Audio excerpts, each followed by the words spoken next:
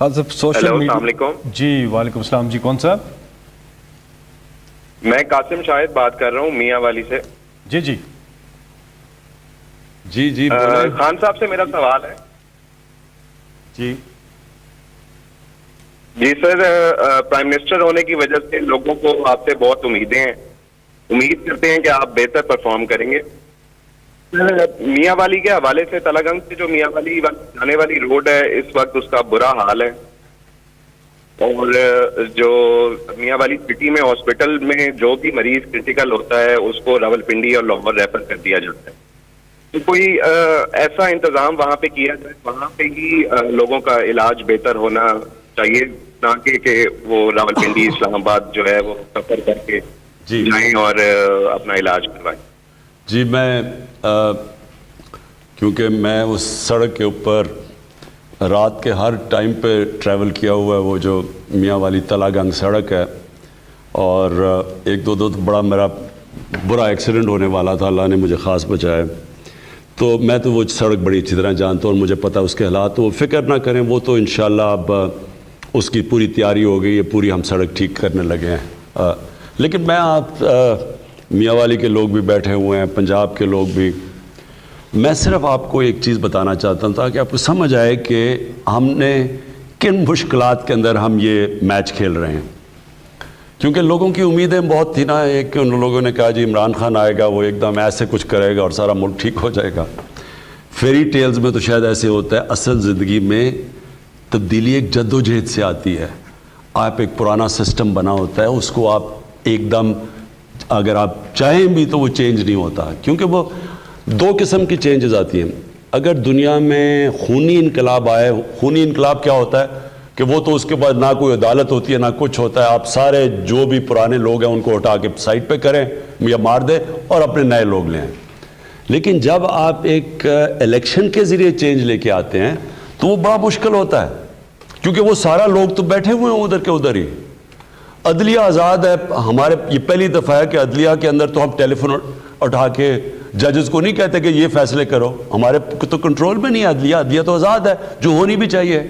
NAB آزاد ہے، ہم NAB کو تو نہیں کچھ کہہ سکتے کہ جی آپ یہ اس کو پکڑے فلانے کو پکڑے. یہ تو پرانے 95% کیس تو پرانے چلتے آ رہے ہیں، ہم نے تو نہیں بنائے کوئی کیسز.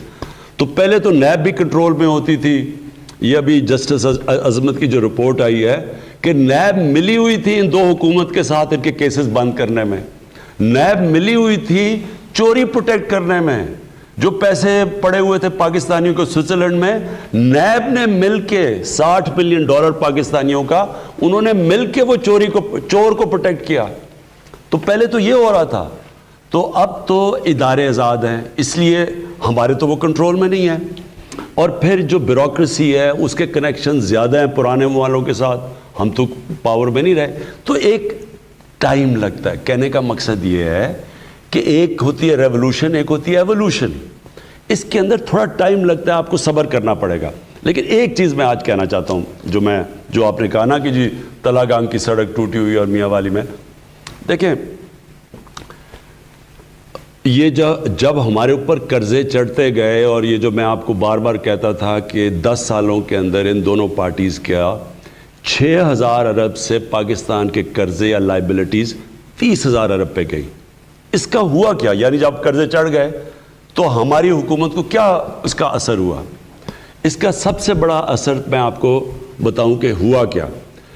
پچھلی حکومت نے اپنے 2.5 سالوں کے اندر کتنا ٹوٹل انہوں نے قرضوں پہ سود واپس کیا تھا؟ 3,000 ارب. ہم نے اپنے 2.5 سالوں میں کتنا سود واپس کیا قرضوں پہ؟ 6,200 ارب روپیہ. پچھلی حکومت نے اپنے 2.5 سالوں میں سود اور قرضوں کی قسطیں کتنی واپس کی 2.5 سالوں میں؟ 20,000 ارب.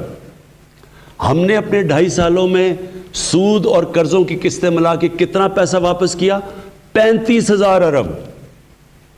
اب یہ سوچیں کہ جو 15,000 ارب روپیہ ہم نے مزید ایکسٹرا واپس کیا، یہ 15,000 ارب روپیہ اگر ہمیں نہ دینا پڑتا وہاں، اور ہم اپنے اسکولوں پہ، سڑکوں پہ، ہسپتالوں پہ یہ سارا لگا دیتے تو یہ تو پیرس بن جاتا، یعنی تبدیلی آ جاتی. لیکن اب پنجاب کی طرف آ جائیں. آخری سال میں نون لیگ نے پنجاب کا جو فیڈرل گورنمنٹ کا ڈیولپمنٹ فنڈ کتنا خرچ کیا ہم نے، ان کے زمانے میں کتنا تھا؟ 108 ارب روپیہ.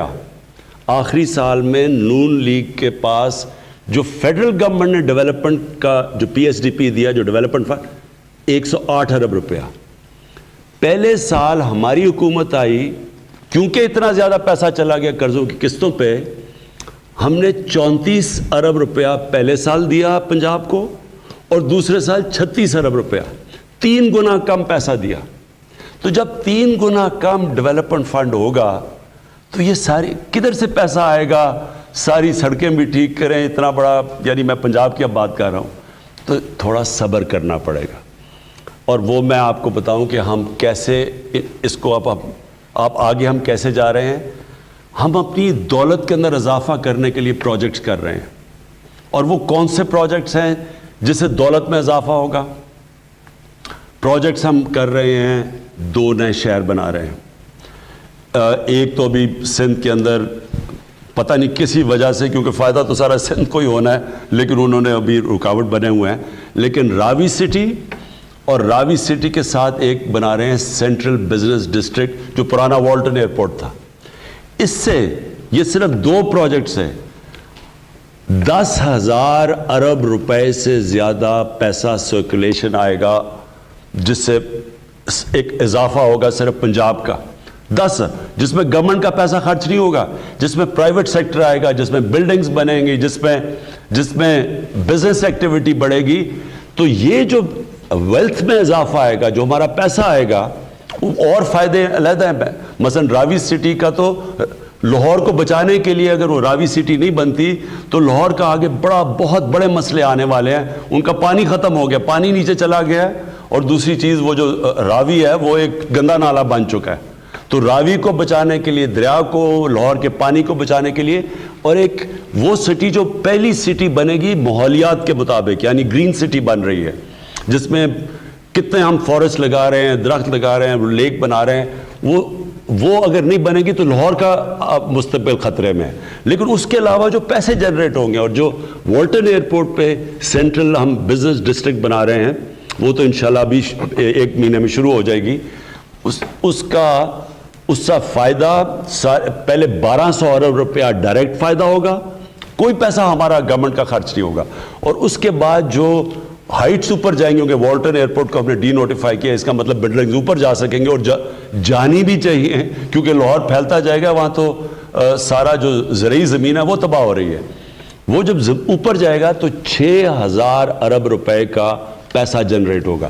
اس سے جو دولت میں اضافہ ہوگا، اس دولت کے اضافے سے ہم قرضے واپس کریں گے.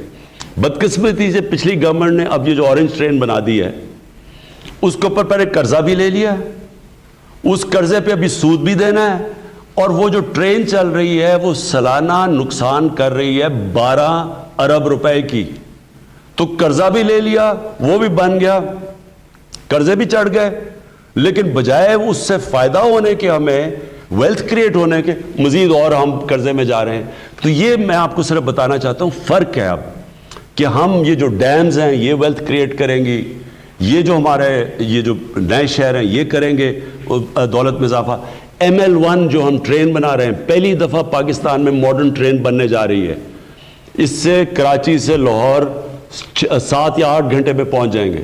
اس سے جو ایز آف ڈوئنگ بزنس، جو فریٹ بڑھے گا، یہ پھر آگے کنیکٹ کر رہی ہے جا کے ہم ازبیکستان کے ساتھ جو ہمارا افغانستان جو ایک ٹرین کا کنیکشن ہوگا، یہ پھر پورا آگے تک جائے گا، جس سے بالکل یعنی ایک تبدیل ہو جائے گا ہماری انوائرمنٹ، بزنس، سب کچھ فرق پڑے گا. ان سب چیزوں سے ویلتھ کریشن ہوگی، اور ویلتھ کریشن کا مطلب کہ ہم پھر یہ قرضے واپس کر سکیں گے. یہاں پہ ہم ایک بریک لیں گے، بریک کے بعد آپ سے دوبارہ ملاقات ہوتی ہے.